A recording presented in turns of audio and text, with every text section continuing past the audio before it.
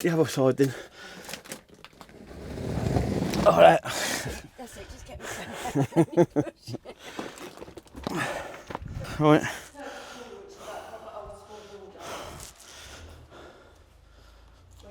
Do you want these things out of the way? You don't? So you want me to stand here? Yeah, could we get you to shift across to your left? Is the microphone on? Yes, the microphone. Okay, what, here? I think we first met Michael down at the food bank 7 or 8 months ago, and then obviously then meeting Richard, who's one of the directors of the food bank, then explaining to us exactly what they do for the local community, and I think probably for us realising that how bad it is out there, the need for food. And I never thought the need was there. I obviously knew there was a need, but not as much as what Michael then told us. And then that basically, I got the vision then to that's why I helped out so much and put so much effort and time of my own in to do this. I think it's a great cause. Beans, no, sausages. Tomatoes. Well, we're in Colchester Foodbank at Moorside Business Park. This is the busiest food bank in Essex, and we feed about 600 people every month. In 2008, the food bank started to come together, officially opening in 2009. So we've been going for now a decade. We are growing. Each year we grow by more. We've got 190 referral agencies that make the decision about who should come. We have got over 8,000 people we're going to be feeding this year. Over a third of them are going to be children. One of the main reasons people need to use the food bank at the moment is universal credit.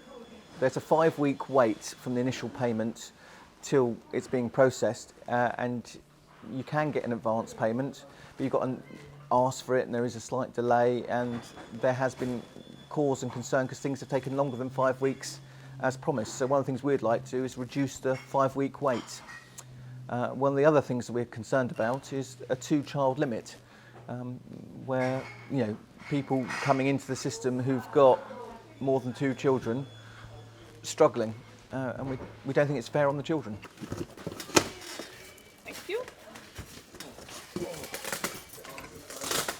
I like the way he does the easy bit and then buggers off. Colchester Foodbank is run mainly by volunteers. We've got over 100 volunteers, and we've got 2 part-time members of staff.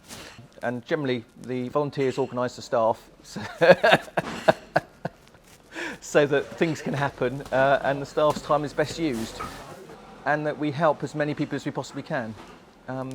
It is a serious thing when you're helping people who are in so much suffering, and we do all we can to enable our clients to have an ordinary life.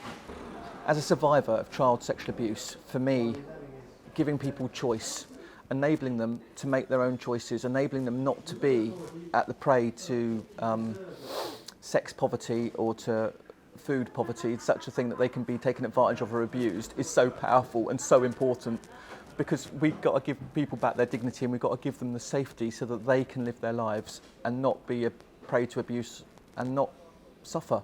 And for me, I don't want anyone else to suffer, having been through suffering, and I'm going to do all I can to make sure they don't. That's why I do it, and that's why my volunteers do it, because they care about suffering and they've seen too much of it and they want to stop people from suffering. I'm literally due to get paid on Monday, and I've come to the end of my money, and I've got to the point where the cupboards are absolutely empty, and it's either I struggle till Monday with no food, or try and do something about it and go look for help and sort yourself out. So I got to the point this morning where I was like, I'm absolutely starving. Went and got a food ticket and come in here and got myself sorted. I'll go with the mustard pickle. Yeah. It's very And then important to one the out community around here, because there's a lot of homelessness going on. There's a lot of people struggling with the benefits and that. So it is a very important place. One of a few places around Colchester, but yeah, it is very important. I think we all want to try and get on with it in our own way. So to get to the point where you have to ask for help, you feel we're in a vulnerable position anyway. So when people make you feel at home, make you feel comfortable, make you feel relaxed, it takes that sort of anxiety and pressure away from the situation. First thing they do is ask you to sit down, do you want a cup of tea? So if nothing makes you feel more welcome than being told that, and then there's no judgment, they're only here to help, so it'll make you feel quite comfortable quite quickly. There never used to be food banks years ago. It was never a thing, but now it's becoming part of the culture of how people are surviving. It's becoming more of an everyday thing. I think it shows where the system's lacking a little bit. It makes you feel like you're not on your own. There is help there. People do care. Yeah, it does. Yeah, it does make a difference.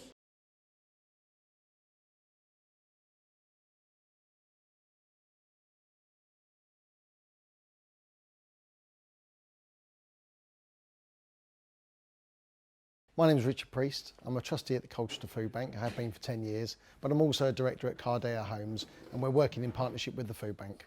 So the new warehouse really came from meetings with the trustees. It was obvious that our biggest expense was the cost of running a commercial warehouse in town. It's very, very expensive, tens of thousands of pounds every year. That money was being fundraised. We were having lots of people helping us. It was very, very generous, but it was always a bit famine and feast, as it is with charities. So I was asked if I could help find a solution to that, and that's where Cardea Homes came in. Cardea Homes is a social housing developer. Our mission is to build affordable housing, to work with local authorities, CCGs, commissioners and the like, to build low cost, high quality accommodation for the most vulnerable in society. The food bank has changed and it kind of matches society really, as poverty has become is on the increase. The working poor have had to start using the food bank. When it first started, it certainly was helping people who were homeless, people who were having really serious situations happening in their lives. Maybe they lost their benefits and they just found themselves in a tough patch. But now the food bank's supporting families and children who are working poor, and they're just, a wage packet away from poverty. Maybe a big bill's come in, something unexpected, and they're struggling to put enough food on the table. Housing is very expensive, rents are very high, that's why Cardea Homes was set up. And so I think that the food bank is going to continue to be very much in demand for quite some time, unfortunately. We'd love to see it no longer needed. Realistically, the future is not going to change in the short term. The housing crisis isn't going to go away. Even if we doubled or trebled the amount of housing we were building today, it still wouldn't meet the demand that's needed today, never mind the increasing demand that's going to be needed. With the government taking off the ring fencing around supporting people funding, the most vulnerable are getting less because local authorities have used that money to fill potholes in the road and all the other pressures that they have. And so there's less money for the most vulnerable, the change to the benefits system, the increases in rent, the fact that people's wages aren't keeping up with inflation, all of those things mean that more and more people are just on the edge of poverty or slipping over into it all the time.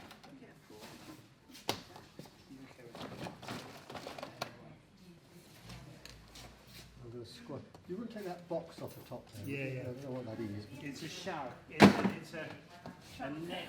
We are excited to open a new warehouse because we feel we can say yes to more things. We can provide the food and support for more clients and we'll be able to reach the increasing demand. We fear that there will be a bit of a tsunami of demand after Brexit. Obviously no one knows what it looks like, we don't know, but we've got to plan for the worst, because if the food bank doesn't plan for the worst, who is going to? And we've got to be ready. So we're doing everything we can to be ready. We will feel delighted with the food bank being ready and able to meet demand. Obviously, what we'd really like is to be able to close through lack of demand. That's our dream, that's our goal, that's what we all want to achieve. But until we reach that, we will do what we can to meet demand, even though it's rising, so that people don't suffer.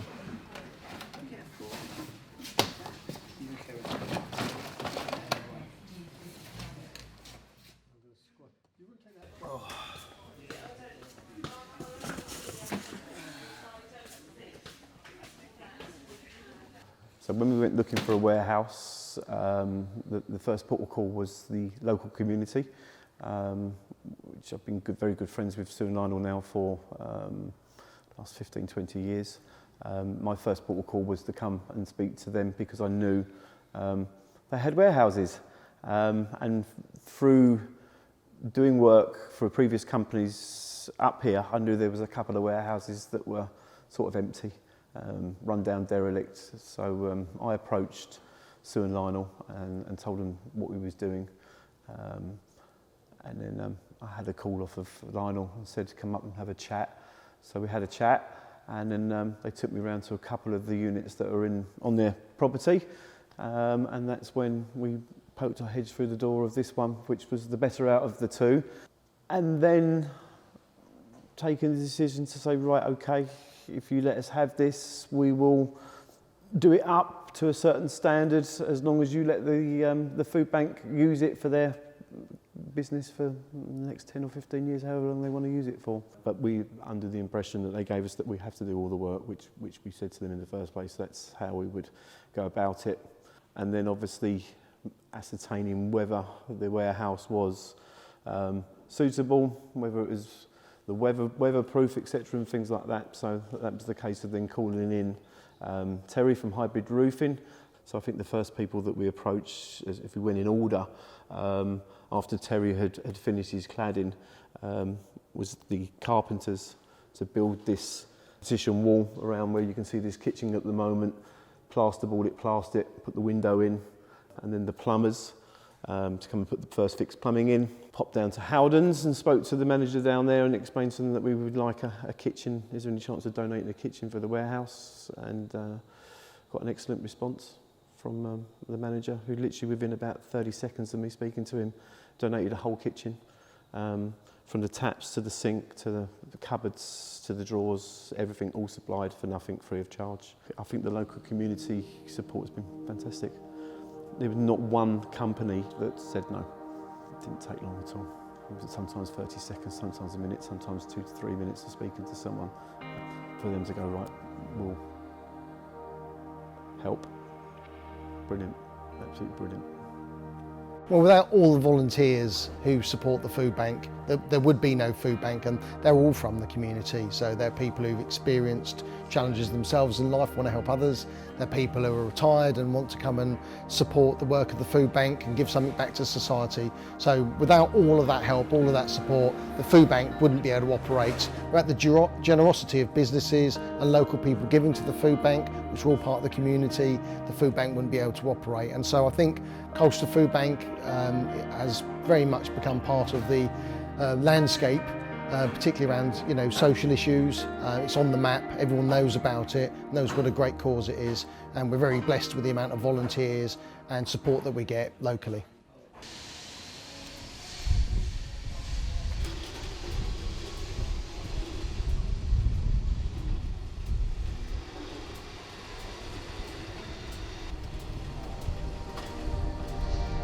We need an engine to run Food Bank, and we have had to grow the engine because of the growth in demand. We need to be looking forward, not nostalgic, and looking forward. We just knew that we needed a bigger warehouse. We knew.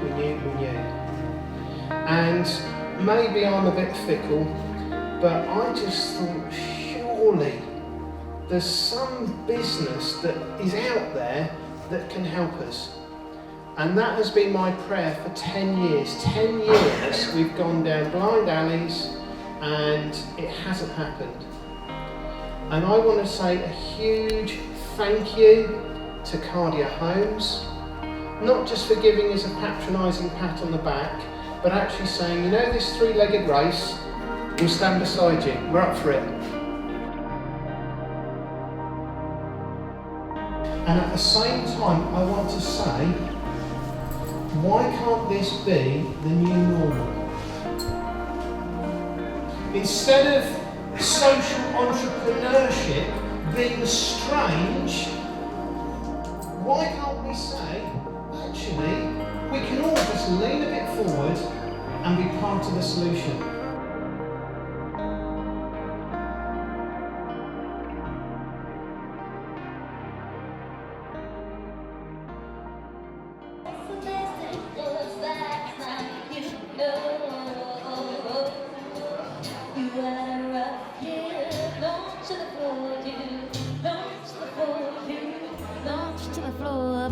And I think one of the things I've always noticed, and I've always known about you, is that you have a heart and a passion for people, more than I've seen in lots and lots of people. I run Health Watch Essex, it's a big charity, it's really well known, does lots of amazing stuff.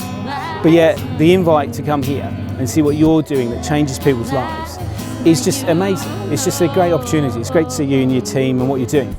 But this is a real whole different world of actually helping people, and I think it's amazing. We've done incredible things over the last decade, but looking ahead for the next decade, the question is, how are we going to meet the demand? The biggest thing we've got is goodwill of the public. It's their generosity that fills our shelves, that enables us to give out the parcels. It's their generosity that gives us the money to pay for the rent for this building. We're just looking at how we can function best.